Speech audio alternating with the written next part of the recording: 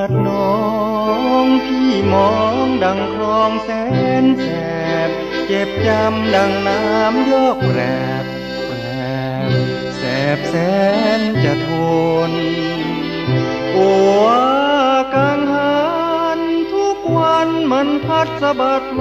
นอยากจะรู้จิตคนจะหมุนกี่หนต่อวันย่างเดือน12ฝากคลองเจิงน้องน้ำหลังอยู่ไกลกันคนละฝั่ง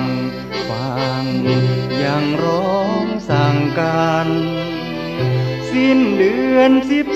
12น้ำนองแห้งคลองโคตรพลันสิ้นความรักจากกันเหมือนกังหันเปลี่ยนทางลมแสนแสบแสบแสนเปรียบแม้นชื่อครองนี่คือโลงทองของเรียมขวัญเขาฝากชีพจมแต่ครองยังช้ำเหลือไว้แต่น้ำขุ่นต้มพี่จึงช้ำคืนคมตรมเสียกว่าครองเจ้าจากพี่มาเจ้าลืมทุ่งนาฟ้ากว้างเจ้าลืมฝากครองสองฝั่งลืมทางทุ่งทอ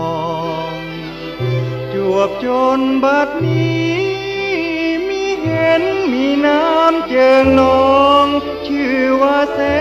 นแสบครองเหมือนคนมองต้องแส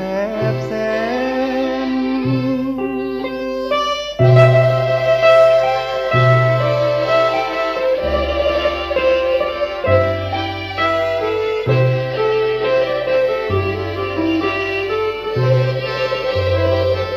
เจ้าจากพี่มาเจ้าลืมทุ่งนาฟ้ากว้างเจ้าลืมฝากครองสองฝั่งลืมทางทุ่งทองจวบจนบัดนี้มีเห็นมีน้ำเจิงนองชื่อว่าแสนแสบครองเหมือนคนมองต้